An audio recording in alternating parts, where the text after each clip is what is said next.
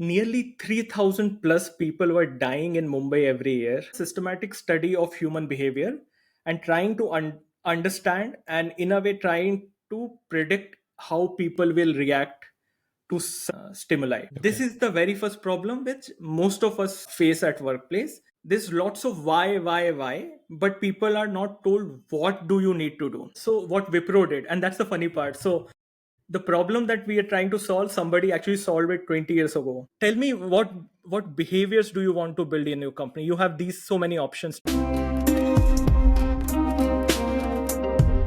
All right. Hey, Gaurav. Welcome to the Curious Show. Thank you, Ranak. Looking forward to our chat. Yeah, I'm super excited to do this, Gaurav. So, Gaurav, you've written a book on behavioral science. Then, and I've got to say this word for word. I think you have the most impactful and value-adding LinkedIn follow that I have. For sure, top three. You write a lot of behavioral science, and now you have a startup, a product, and a service based on behavioral science. Firstly, like I'm very curious to understand, Gaurav, like what are the problems that you saw, right, in your career, in your life, that led you down this path, right, to go so deeply in behavioral science that led you to ultimately now starting up Nudgeable. Sure. So, see, I've been in HR for 15 years or so, but the interest in behavioral science started somewhere in 2010. One fine evening in XLRI, there was a person named Biju Dominic. He used to run a company called Final Mile. He came to our college and he shared one of the project his company did for Vadala in Mumbai. So where there were lots of people who were crossing the local railway line in Vadala. Around 10 people were dying every day in Mumbai while crossing those unmanned railway lines for local trains. Now, if you think about this, nearly 3,000 plus people were dying in Mumbai every year. So he shared some of the things his company did to solve for this problem, and most of the things they did were not expensive. So that is the conversation which stayed back with me since 2010. And I've read nearly 100 plus books. And my aspiration, and that's the thing which I try to do, is to apply those insights for employees, because at the end of the day, it's the same in human behavior insights.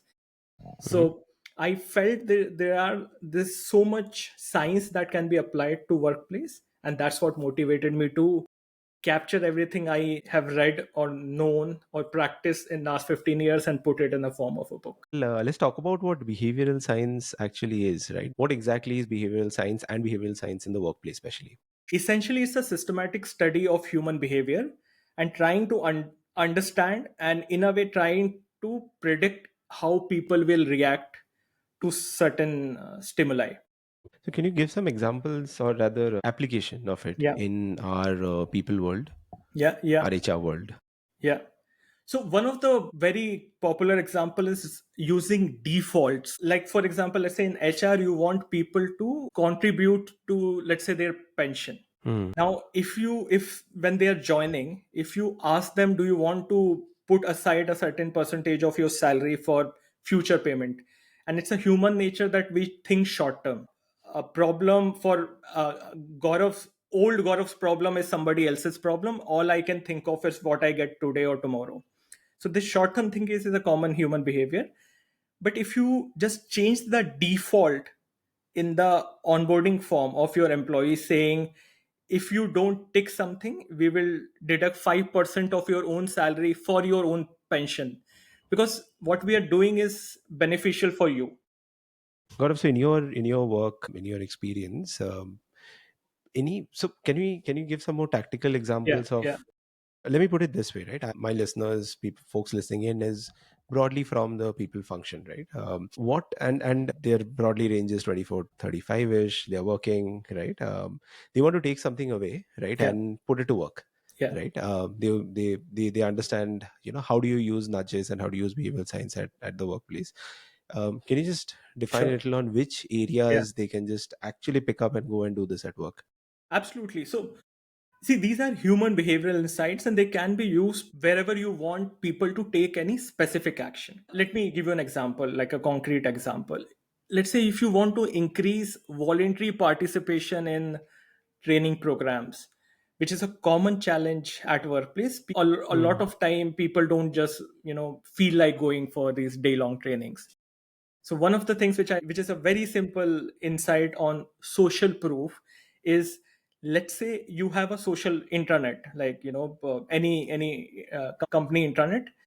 Just post the message saying there's a training happening on 24th of Jan and the summary about that training. And below that, in the comments box, write a message saying, if anybody wants to participate, just write a comment, I would love to participate.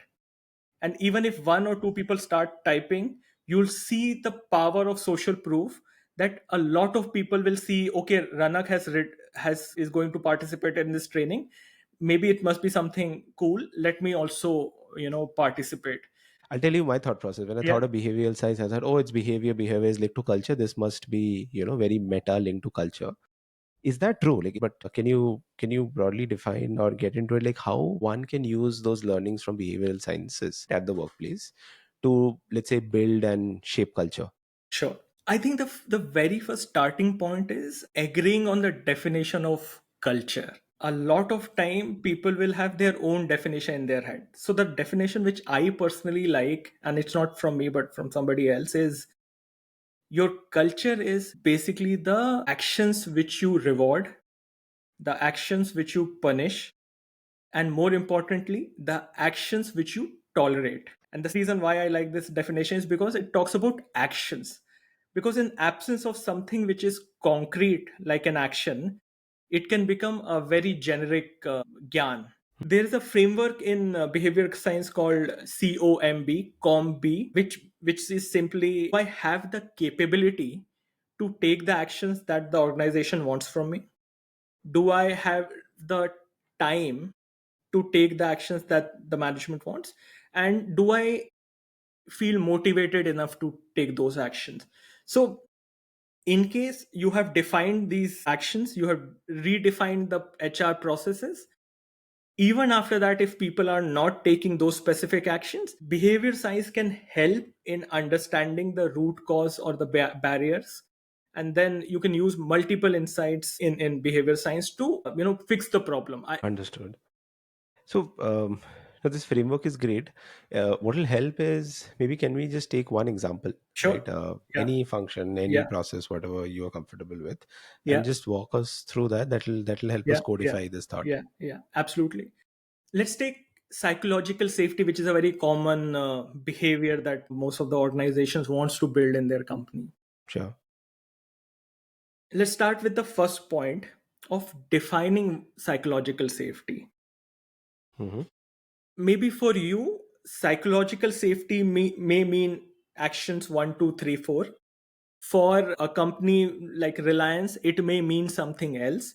Second action would be launching multiple programs. You have done trainings, you've recorded videos, etc. You've given all the GAN to your people, but you still don't see people taking those actions. So that's the problem statement. That's what normally happens. Identify 15 or 20 people, or a small group of people, and ask them these three set of questions. The first is capability. You need to find out if people psychologically feel capable of taking those actions. So do I know what do I need to do exactly to create a psychologically safe team environment? But what do I need to do? This Okay. is the very first problem which most of us face at workplace. There's lots of why, but people are not told what do you need to do. Everyone, I hope you're having a great day. First of all, I apologize for breaking the flow of the conversation, but I just wanted to thank all of you for tuning in, listening to what I do. And if you still haven't subscribed and you're listening to this, I strongly urge you to subscribe. It really helps small creators like us to keep going. I've been doing this for almost a year now, and a small subscribe would really help.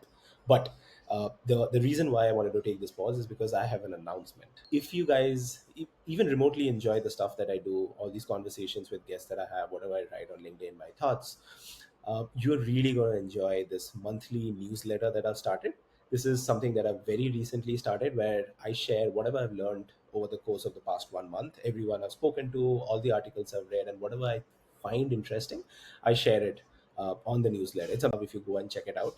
I leave the link below. It's on my website called www.thecurious.show. If you go there, you can sort of subscribe. Thank you again from the bottom of my heart. Thank you for supporting me. Now back to the show. I'll give you another example. To build trust, you need to be vulnerable. You need to open up to people, and there's a risk that people will take advantage of that. Correct. We all know that. Right. Right. Every single morning you will see lots of posts on LinkedIn talking about, be vulnerable to build trust. We all know it by now, right? But if I ask you, Ranak, can you be vulnerable in next meeting? What exactly will you do? Am I even capable of being vulnerable? What do you mean by being vulnerable? Yeah, I don't know that. Now Yeah, assume, now replace vulnerability by inclusivity, by creating a psychologically safe environment, I get what you're saying. strategic thinking, critical thinking, resilience, manager as a coach. All these are, complicated, uh, skills. Hmm. But what if I tell you, Ranak, in the next meeting, in case you are wrong, can you tell, or in case you don't have an answer to a question, can you tell openly that, sorry, folks, I don't have the answer as of now. I'll go back, I'll find out and come back. That's a very concrete, small, observable action where you're being vulnerable in admitting that you don't have all the answers in front of your team. Wouldn't you want the same action from your team members, that they also accept when they don't have all the answers? I would. Yeah. Similarly, for psychologically safe team environment, what if I ask you, Ranak, in the next meeting, if you see one of your team members being interrupted while she or he was sharing a point of view, and some louder voice interrupt that person, maybe you should jump in and give the forum back to that person and let them complete their point. Got it. Very simple, concrete, observable action which people can say they did or they did not do. So, psychologically safe team environment needs to be converted into specific micro actions. And why micro actions? Is because they feel more achievable. So in capability barrier, the first thing which we need to do at workplace is break that behavior into micro actions. And that's not easy to do. And that's what, I believe is the starting point. Even when it comes to building culture, we need to break culture into observable, concrete, 2 minutes, 5 minutes action to begin with. Now let's assume you have done step number one. You have broken that culture into small bits. You see people are still not taking actions, so they feel that, okay, I can take this action, it's no big deal, I have the capability, but they're still not taking an action. Hmm. The second thing you need to check is, are they too busy to take that action? And by that I mean is, when they're going into the meeting, this thought that I need to make this a psychologically safe team, and if somebody is interrupted, I should give the forum back to them. The thought is not coming to their mind. Why? Because they're just too busy. They're writing emails, they're talking to people, making PPTs, etc. They forget during the flow of work. So the reminder or trigger is very important when it comes to solving for behavior. Somehow try and nudge people at the right time, at the right place. You'll see these Zomato people will not send a notification at middle of the night. If they want you to order biryani, it will come at 7 p.m. on Thursday or Friday. It will not come at 11 in the morning on a Wednesday. So the important thing here in HR or workplaces, can we nudge our people at the right time when the behavior is about to happen? So that's the Hmm. opportunity barrier, where people forget that when they have to take these action. And finally, you have nudged people at the right time, you have sent them the notification, you have broken down the action into small bits. Even then your people are not taking those actions. Then it could be motivation barrier. Motivation is could be because of two reasons. One, social, they don't see anybody taking those actions. Their managers are not worried or not concerned about building psychologically safe team environment. In their goals, psychologically safe team is not a part of it. There's no survey happening. Even if people feel better as a part of the team, nobody's measuring any improvement. They will not be judged against that goal. So that's, their goals are not aligned, or their environment is not supportive. And finally, out of habit, they don't believe that psychological safety is important because of whatever is their values or their past experience. In their head they have done all the calculation and they have gone through the training because it was mandated, but they don't really believe in the power of diversity or inclusion or anything else, and they believe whatever they are doing is right, so they will not change. So that could be a motivation which is automatic without even thinking, or reflective, you have thought about it but you'll still don't won't take the action. So that's how you can take culture change, break it into actions, see what's happening. If it's not happening, see if it's a capability problem, reminders problem, or motivation problem, and then accordingly come to the solution. So we understood actions fairly you can do, right? Nudges can be done. But this part on motivation or belief, right? Yeah, Let's talk of that. yeah, How, because I have personally faced this yeah, problem, yeah, right? yeah. This is a recursive problem, especially when you're hiring from a completely different culture, right? Again, that's just a personal example. But how do you solve? Can you even solve this problem of motivation past beliefs? Sure, sure. I'll tell you an indirect answer. When you're talking to me, is it possible for you to know my mindset or my beliefs? I don't think so. Because it's not visible. Yeah. What you see is are the words which are coming out of my mouth, my body language, my Correct. facial expressions. What you see are the emails which I write, the WhatsApp messages I send. So it's not possible for anybody to know each other's mindset or beliefs easily. That's one problem, Hmm. right?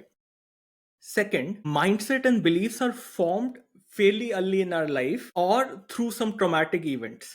Like you remember Mahatma Gandhi was, thrown out of a train and that just changed his mindset forever.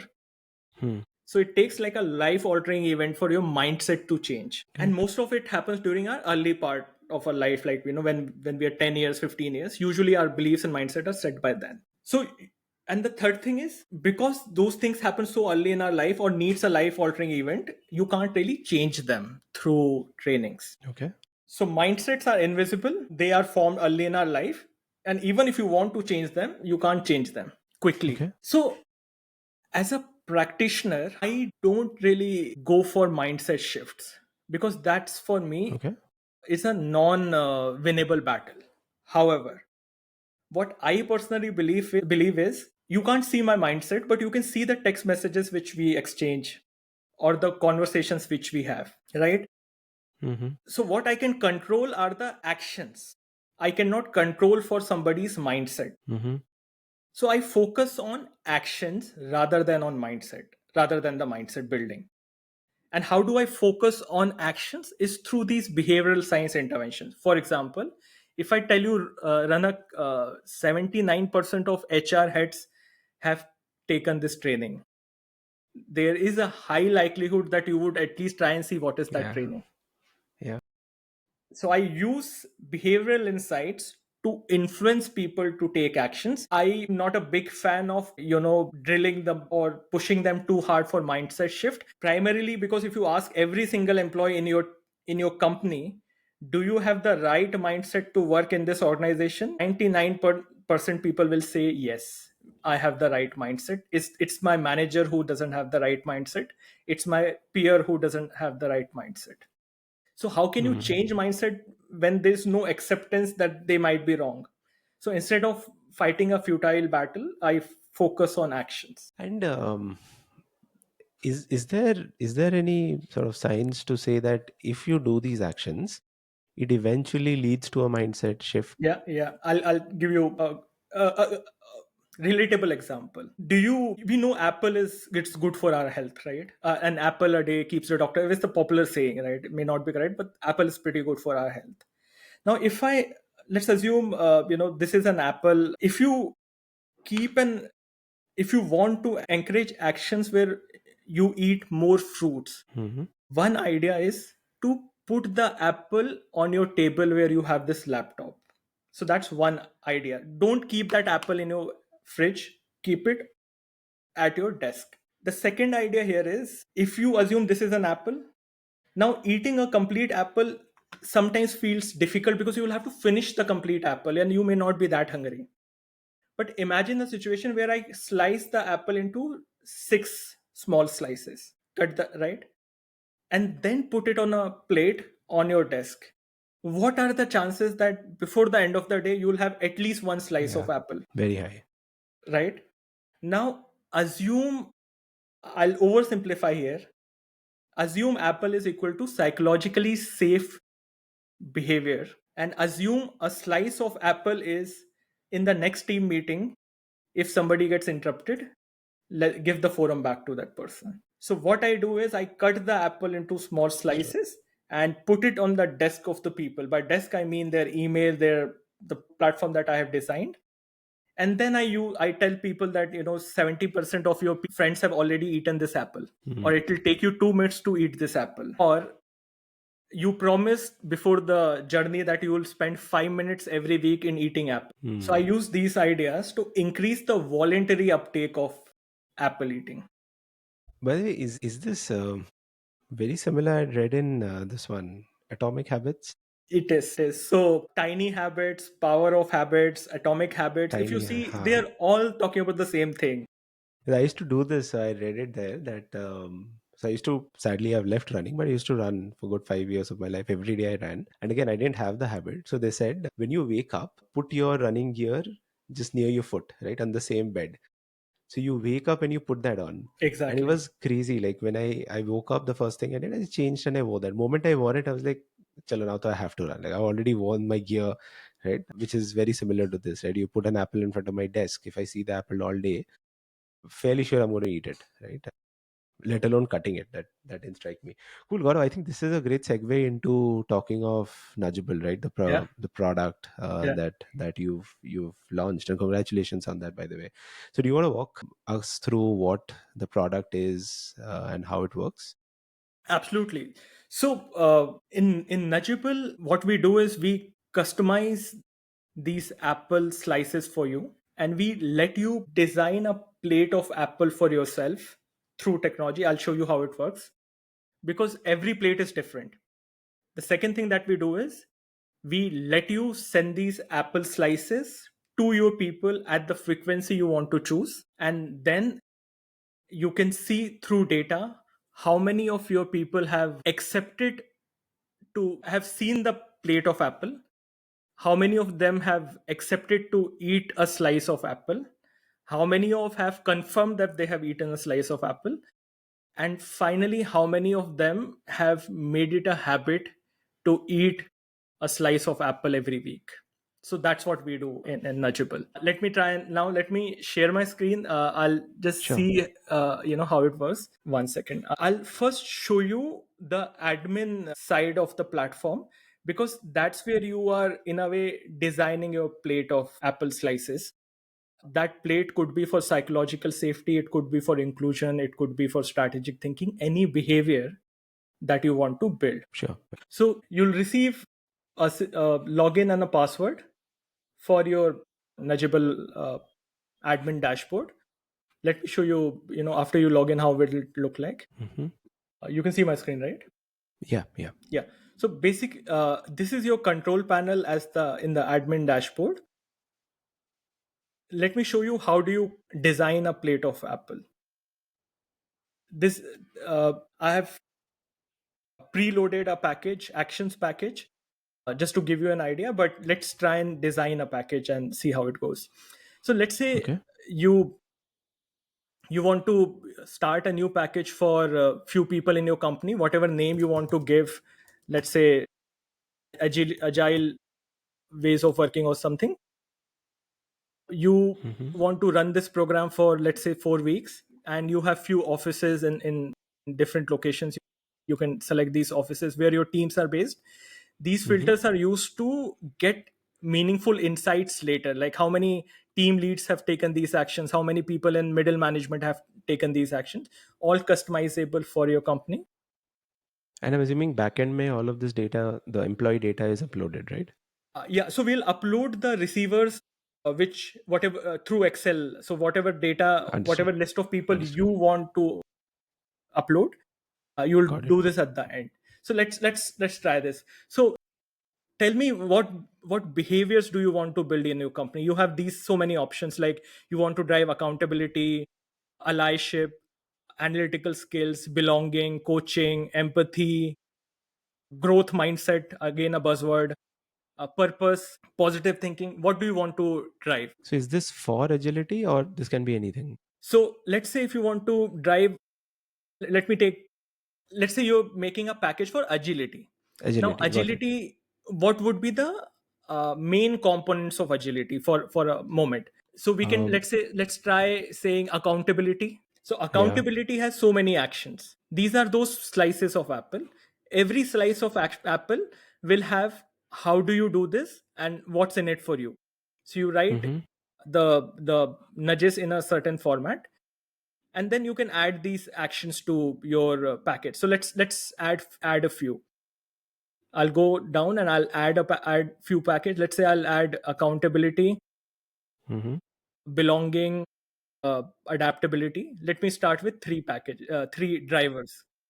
Now for each driver I can then add those slices of apple which are the actions. So accountability, I like this one, I'll select this. I like Okay. this action, and we can customize these actions for the company depending on whatever is the context. Similarly for Okay. belonging, I can add a few. We are designing it for 4 weeks. Every week we'll send 3 actions, so we'll have 12 actions to choose. And then adaptability, so here you can see we have selected 12 actions. We have designed the plate of apple slices. Now let's see, when do we want to send these actions? Mm-hmm. So here you'll see these are the actions we picked. Now you can decide when do you want to send them, just drag and drop. You can even customize these actions. So if you want to change something, you go back and then edit these, how, what's in it for you, etc., etc. So completely customizable. Let's say you want to send this today at uh, 4 p.m. to your people, next week at whichever date, so on and so forth. And then you can just confirm that, okay, this is when I want to send this to my people, and upload, add users, Mm-hmm. import users, and then just click send. Let me show you how it will look like for your employees. How will it look like? Okay. I'll share the employee tab. You can see my screen, right? Yes. Yes. So your I can see employee, the email. Acha, yeah, yeah, yeah. they've got So the they'll email. receive their login and password. Mm-hmm. Let's say they'll log in into their portal, in Nudgeable portal. So you'll see something which I have already designed in the backend before our call. Mm-hmm. So this is the pre-commitment. We're asking how much time do you currently invest in psychological safety or whichever skill. They'll say, okay, 5 minutes. How much time are you ready to devote going forward for next 4 weeks? 10 minutes. Do you want to give access to your progress page to somebody in your team so they can add the email ID of that person and then just submit? So this is how the three actions will look like. Now I like this action, I don't like this action, I already do this thing, so nothing new for Mm. me. I can accept, I can read more about it obviously, or I can say, okay, I don't like this action, I'll decline this one, and I'll say I already do this. If I like this one, it'll nudge me to say, do you want to increase the chances of you completing this by adding a calendar invite? I'll say, okay, why not? And then I can add a calendar invite for some date, some time, directly Mm-hmm. through one or two clicks. Let's say I want to do this today at 5 p.m. I'll just click yes, and invite will come to my calendar. And once that invite is over, I'll get a, a notification saying, were you able to complete this action or not? This is where I'll find my ongoing actions, which I have accepted. I'll say, okay, I completed this action. It'll again nudge me saying, do you want to make it a habit? I'll say, why not? And then I can select the frequency, time and frequency. How often do I want to do this, on which day, which time? And then I can easily make it a habit. Okay, let me do this every week on a Monday at Mm-hmm. 1 p.m. And then I'll get these four calendar invites added to my calendar. And this will be my habit and progress. I can see all previous challenges which I have received and whatever actions I have taken against them. I can try those actions again, and I can also see what has been my progress. And this is the page I can give access to a friend or a manager or HR person. Mm-hmm. For the admin, I can see at an organization level how many people. So this is just one or two users. I'll just log in because again, because I logged in as Sure, a sure. user. So now the HR can see at an organization level how many, for the psychological safety that we are driving at different locations, how many people are taking these actions, how many were sent, how many were read, and what are, whatever happened with those actions, how many of them were successful, how many habits are being started, which actions are working well, which actions are not working well, what's the progress like. A lot of data around Hmm. behavior change. You can also see which actions are performing well and which actions are not being taken up by people through read, decline, continued, etc. So for the first time, it is possible to convert your knowledge into specific measurable actions, not mindset, not anything which is abstract. So yeah, that's the platform, which is completely based on behavioral insights. Got it. So they'll get an email, they'll open up, they will have to do, like you said, like I decline, I say okay, I say not okay. But there would be a certain set of people who just don't do it, right? Or Yes. how are you solving for them? Do you automatically get emails? Let's say somebody who hasn't even opened up, Yeah. you know, Yeah. that So platform. I will not be sharing that data with the HR team because you cannot mandate psychological Okay. safety or personal development. It's not possible. The idea here is that we use insights, behavior insights, and get more and more people to take actions. So yes, I have the data, how many people are opening the emails, how many people are not even opening the emails, and how many people are after opening not accepting any action. So the functionality that we have is, for those people who are opening the emails but not accepting any, we will send two emails saying, we see that you are opening these emails but you are not taking accepting any actions. Is there anything which we can do to help you Hmm. out? And the second one is, we see that you're still not accepting any action. We don't want to clutter your inbox, we don't want to bother you more. If you don't want to take any actions, let us know, we will stop sending you emails. So the fear of missing out is the insight that we'll use to nudge those people to start becoming more active. But even after that, I know there will be some people who will not be engaged, which is true for everything we do irrespective Hmm. of the platform. Got it. And on these actions, is there like the whole text, the theory, or videos behind it? Or is just that bite-sized Yeah. piece that you So saw? that's why the action management as a category, not learning management as the category, because Okay. there is enough knowledge about any skill on Google, right? Yeah. So I don't want to show them another video, and the video doesn't help. I just want them to take that action in their one-on-one check-in. Whether they've seen Hmm. the video or not doesn't really matter to me. I am assuming they have seen all the videos necessarily during their training program. Hmm. And the idea is, consciously I'm not adding any more text, is because I'm working on the system one thinking, which is impulsive, that you don't think too long for it. You quickly say, okay, I like this action, let me accept, because it looks like one line. I can do Hmm. this in 5 minutes. 747 people have already completed these actions, let me try. So I don't want to get into the system two thinking, which is too analytical and logical, and focus on system one, and hence not too much knowledge. Understood. And the 700 people is across all platforms or from the company itself? As of now, from the company itself, because the action is customized, hence Acha. the impact is higher if I tell Ranak that so many people in your company have completed this action, compared to Ranak, 475 Indians have completed this action. And this you showed on email. Are you also integrated with Slack or these IM messengers that people use? That's in phase 2. As of now, I'm not Got it. integrated with the Slack. I see an open rate of more than 90% for these emails.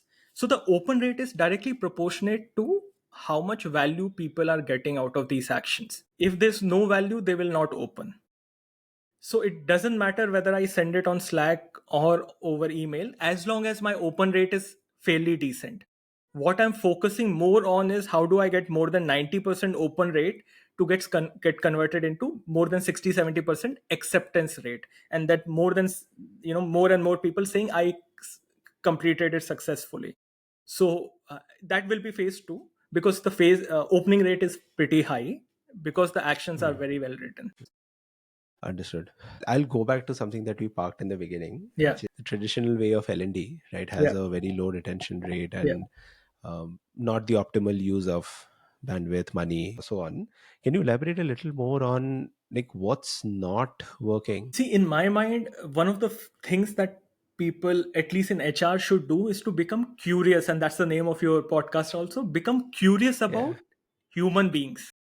yeah, And the second thing I believe they should start doing is to ask themselves, if they were in that training room, will they take those actions which they accept from their employees? Third thing they should start doing is anything and everything that they want their people to do, ask themselves what's in it for their people. We spend disproportionate time on saying what's in it for the organization's profitability, growth, market. I would encourage people to think about what's in it for that employee. Why should that employee be inclusive? Why should that employee show agile? Fourth thing is essentially what all L&D can do to make the expected behavior easy. And that, I believe, is the most difficult part, to make something easy. Somebody once asked me that, why marketing, see, there's a difference between marketeers and HR people. Marketeers are also selling their services. They're hmm, selling a product which they want their consumers to buy. I believe HR is also selling a service. The service could be yeah, training, the yeah, service could be the candidate that they like during interview. The product could be talent management program. HR is also selling. So that mindset shift is very important, that you at the end of the day selling. So somebody once asked me, if that's the fact, then why HR is not using these marketing insights, which is pretty common. How often do we tell people that this training program was attended by 97% of previous employees?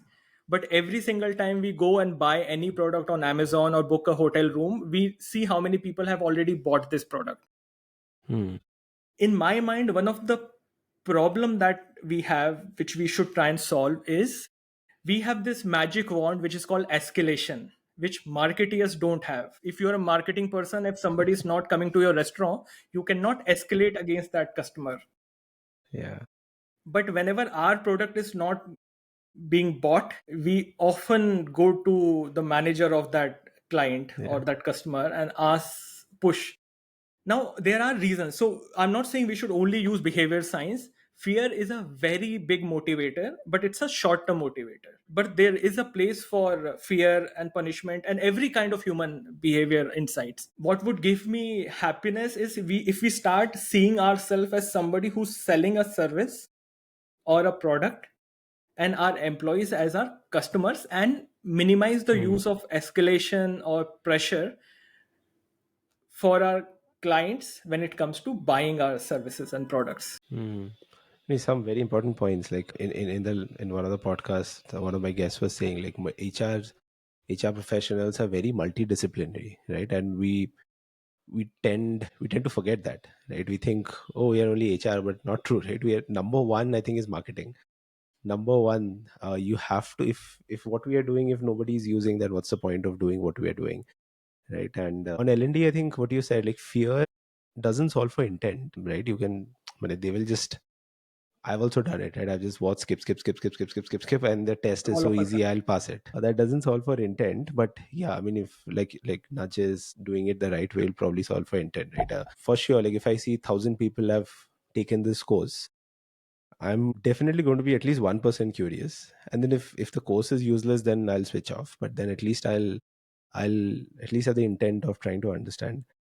Got it. I want to touch on curiosity, right? And I link it to one of the posts I think you had written. One thing I also believe that as a function, our curiosity levels is slightly on the lower side, and for whatever reason, right? And you had mentioned that we HR we've been doing the same analytics, the same data for a long time, right? You want to elaborate a little on that? Like how do we move beyond the usual way of being a data driven HR team? We're used to attrition, those demographics, usual stuff, right? How do you build a data driven HR team? So, see, I've worked in 4 or 5 companies, and the HR dashboard remains the same. Yeah. How many people have joined? How many people have left? Early attrition, Attrition percentage, training mandates. Yeah, maybe one or two more parameters.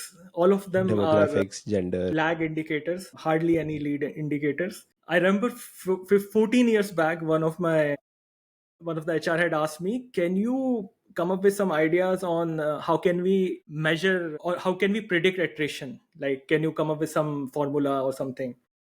And I remember there's a case study that I think Wipro or one of these call centers started this idea of measuring the likelihood of anybody leaving the company. So what bothered me was the fact that even 20 years from the time when Wipro tried this idea, we still haven't cracked how do we measure predictive Hmm. attrition.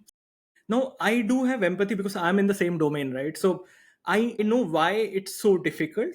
Because unlike finance, supply chain, marketing, manufacturing, we are dealing with human beings. If your laptop switches off, an IT person would know how to switch it on. Worst case, change the OS completely, change the motherboard, hardware, software problem.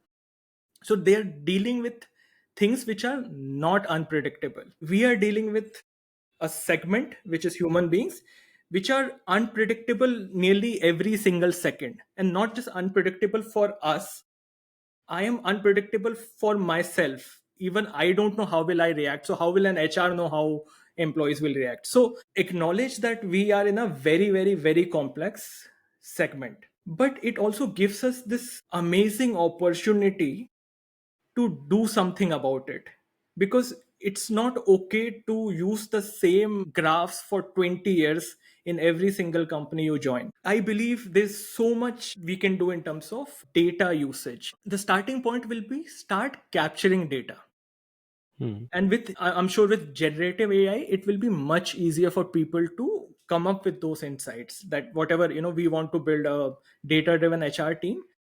Till now our problem was data was scattered and there was no way to get insights. Now we can ask those insights through by typing a sentence in English, or write some agents. So the good thing which is happening for HR is our weak point will be solved by a technology which is generative AI in a year or two, by Google Gemini, by Copilot. But it is important for us to show intent and start giving one more data to whatever we are showing every month to the leadership team. So in my mind, it comes from intent. It comes from the Hmm. fact that they should be proud of what they are doing.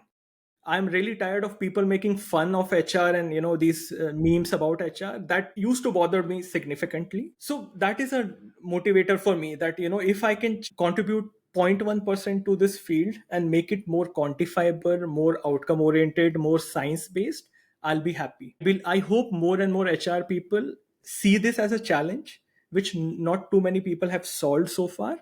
And then if somebody can come up with a predictive attrition formula, I mean, the whole industry will be whole domain will be thankful for that person. So why not try? Yeah, I think yeah, I've this exact problem statement I've pondered on so much. Is it possible to have a predictive attrition? But I think it's so nuanced that it's actually not possible. Probably, I mean, probably in a pocket it might be, but then again, like you said, different people have different motivations for leaving, right? So, I'll give you an example. eh, So what Wipro did, and that's the funny part. So the problem that we are trying to solve, somebody actually solved it 20 years ago for a small group of people through some ideas. The two variables, which they had around 20 variables, but the two variables which I remember were, and it was for call center people, it was like, after how many rings am I picking that call? So if hmm, you somehow can capture that data, that after how many rings am I picking that customer's call, there are other variables. At what time I swiping in to the office? How many leaves am I taking? And I think they had 20 plus variables. So what I'm saying is, I agree, there is no formula yet. but there's no one fit formula. It'll be There's no different one for fit different formula yet. I segments. totally Yeah. agree.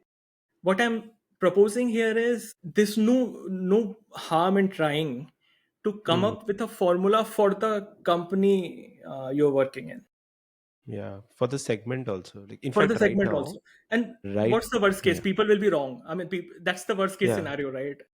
I mean, Yeah. you'll say Yeah. that this person has a high rate, high chances of leaving, and that person won't leave and somebody else would. But the world won't change, right? It's Yeah. worth the risk. So I'll share an example that I'm working on right now. So we also have a large, we're sales driven org, right? Almost 1,000 people in sales. We have an intuition that if you're leaving continuously leaving late, right? So we have a cutoff time of X time. I won't say it here. If you're leaving 15 minutes beyond that, if you're leaving 30 minutes beyond that, there's a more likelihood of you of leaving. It's intuitively seems correct. The people on the ground know it's correct. I'm just trying to prove it with data, right? Ki if you're leaving continuously for X number of days, 15 minutes late, the likelihood of leaving is X. If you're leaving 30 minutes late, likelihood is this much, right? And then, but the point is, again, there's so much nuance there that there might be some people who are consciously leaving late because they get more revenue, they get more Yeah, money. yeah, So now to layer that in, right? So it's yeah, very complex, and yeah. unlike like finance and all these other things where it's very simple, like you have the three golden rules of accounting, like usse zyada kya hi hoga. So I personally haven't worked on this problem statement, but if we think about it logically, the internal social networks. Who are the people runner goes to seek advice? Will if you run a survey and ask people the names of three people they go to, and that ways you get a list of more, everybody's friend Mm-hmm. circle in a way. Now it's a common sense thing that if somebody in your friend circle leaves, your You will all chances of leave. leaving is Yeah. much higher. Yeah. ONA, right? That's what we do Exactly, through or ONA. organization Yeah. network analysis. Now combine ONA to regularly monitoring that, okay, this person is leaving this week or has resigned this week. Who are the three best friends this person has? And then asking the manager of those three people to have a Hmm. proactive conversation with these three that, we value you, we may want to retain you. Hmm. For me, that's data driven decision making. That's much beyond the number of people hired or, leaving. These are small Hmm. things which are not impossible, but they take some effort. Yeah. Again, it starts with intent. I think I'll before we close, I have to bring up a topic, and it wouldn't be my show if I didn't bring up AI. Every episode I've done, I've brought up AI, and lovely that you brought up generative Yeah. AI, and I strongly believe that like it's going to be a very level playing field for all of us, especially in our function, and we can use it a lot in our function. Like I use it on a everyday basis, and I'm glad to see that through your post that you also use generative AI a lot. For our audience listening in, and it's sad, but most people don't. Right? Do you want to do sort of like a quick walkthrough? Maybe just share screen and just take an example on just give people little feelers that I don't know, let's pick up some problem statement and try to use AI to solve it or research about it. Unfortunately, I don't have any PPTs or those to share, but I can take a problem statement and tell you how to approach it Yeah, using yeah, I mean just generative AI. chat GPT will Yeah, do. yeah. Yeah. I'll give you an example. The slices of apple which you saw till now, it was very difficult to write those slices of apple because Yeah. you need to have a certain level of intelligence Hmm. to convert psychological safety or empowerment into concrete measurable actions which people can do in one-on-one check-ins in 5 minutes. There were people who were PhDs who did their post graduation in organization science or something. They had that level of intelligence to write those actions. Because of generative AI, I can easily upload five similar actions and then ask GPT to write action based on that format for the culture that I'm trying to build in your company. Imagine the amount of hours you would save by Hours. uploading Yeah. a PPT of people leadership for first time managers, which L&D team might be showing during a classroom training on a custom trained GPT and pressing a button and getting 10 actions which these managers can take. Now, how is that possible? Because I have trained that GPT on certain documents and certain format through certain examples. So this is one very simple example of how can you use generative AI. Now imagine you have an employee handbook, and every day some employees will reach out asking how many annual leave do I get, or what is the reimbursement policy if I'm traveling outside the city, can I book this flight, T&E, and all those. So if you see, a lot of time A human being is going through a 40-50 page document, reading that document and answering a query of another human being, which is an employee. In my mind, they are not in adding too much No value. value. Yeah, zero. Till now it was not, there was no other way around, because your algorithm can't read that document or understand that document. Now it is possible for every HR person to upload that employee handbook on chat gpt, on perplexity, on google, the podcast Gemini. generating llm that we have in google notebook, I think.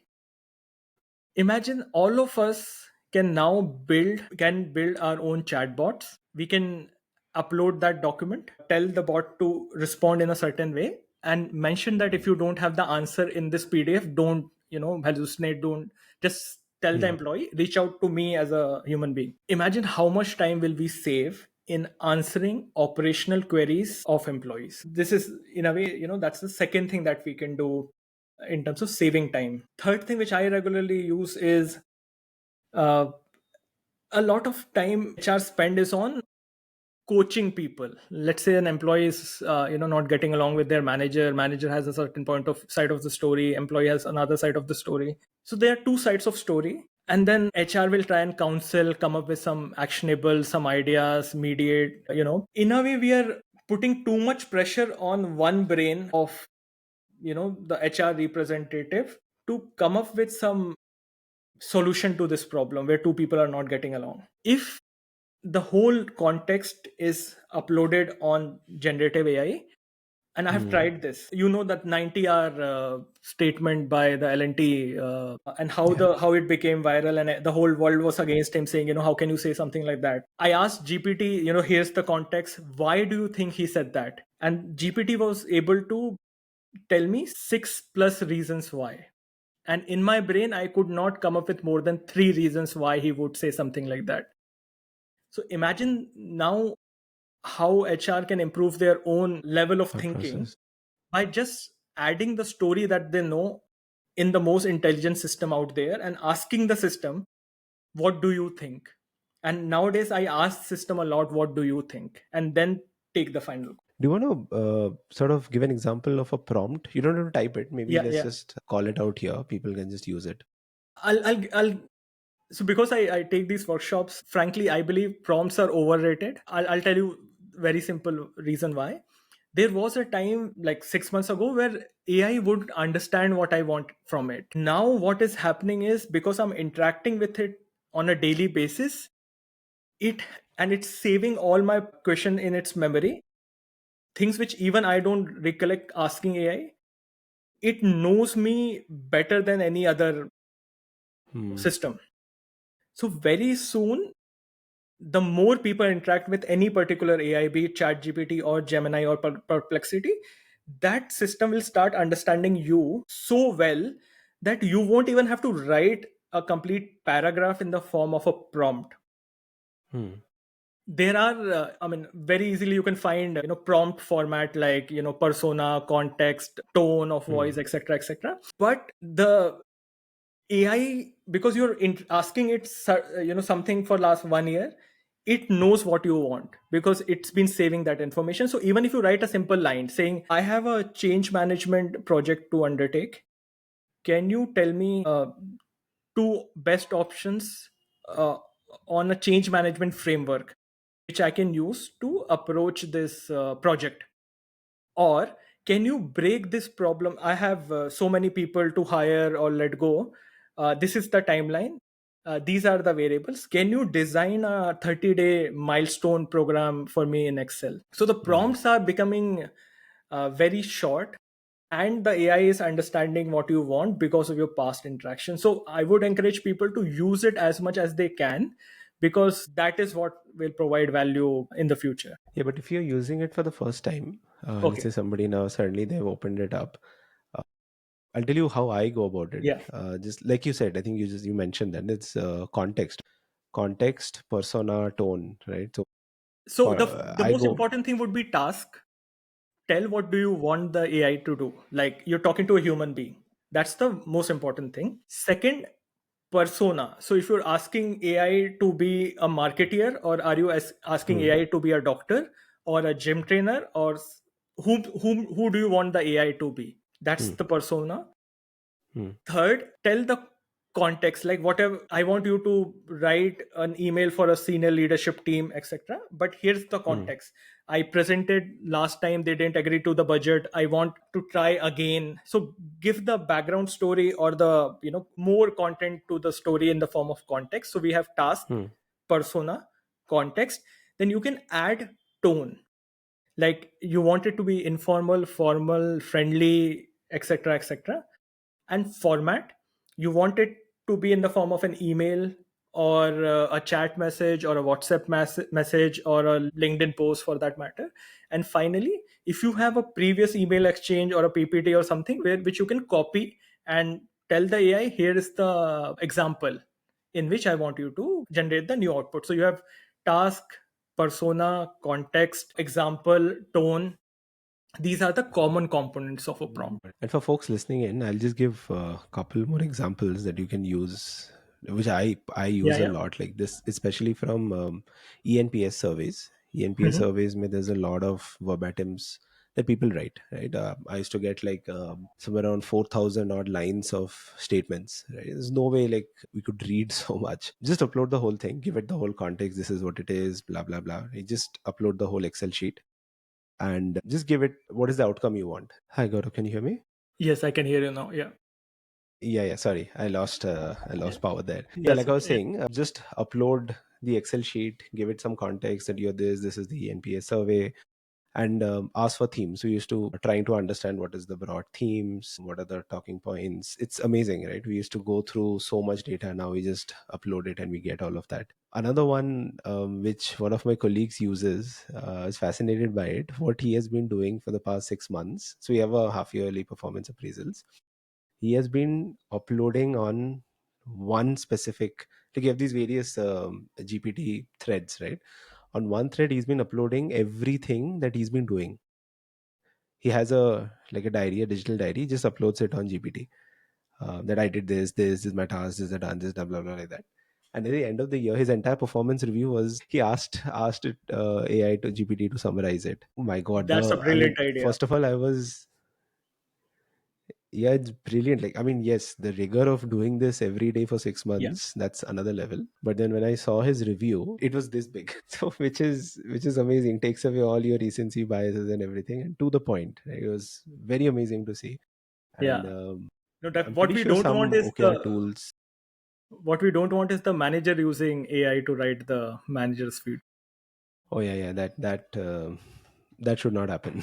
That I should mean, never you. happen. I think what he was doing was an ideal use case, right? You will Yes. forget, right? You'll go back and try to refer. Here, you're just basically just asking the AI to put out everything, and then you just put your facts there. And manager should not do it. Anyway, I know a couple of OKR platforms who are trying to do something like that. That all the check-ins that you do will just summarize all the check-ins and show. That's a great It's a use of AI. no-brainer. Yeah, Yeah, it's 100%. an absolute no-brainer. Yeah. And I know the founder, so I voiced exactly this thing to him, that the manager should not use AI. I was like, yeah, the managers will just write. They'll be given a summary, but then they have to write their own reviews. 100%, Cool, because Gaurav. Yeah. yeah. Sorry, you were saying something. No, no, go ahead, go ahead, go ahead. That's what I was saying. I totally agree that there there is a value to human connection. Managers should not ask us an AI to write the feedback for the team member. That for sure. Yeah, yeah.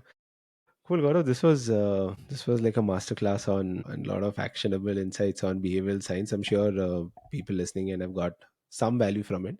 Even if one person takes these learnings, implements it at work, gets more curious, as you said, I think we'll both consider a job well done. Before we wrap up, Gaurav, any closing thoughts, and you want to mention where people can find you, where people can find Nudgeable? Thank you. So, Ranak, it was absolute pleasure. People can find me on LinkedIn. They can visit nudgeable.ai. I'm also there on YouTube. Closing thought would be, we are in, the industry is having a, turning point or inflection point because of generative AI. I believe the way we work will change significantly in 5 years or so. I hope more and more people try new things and drive the change rather than, be at the receiving end of the change. So these are exciting times. I hope everybody, become a part of this big wave which is coming our way. Absolutely. Absolutely. All right, Gaurav. Thank you. This was amazing. Thank you for coming on. Thank you for having me. I had a good time. All Yeah. right. See you. Yeah. Cheers. Bye bye. Cheers. Bye.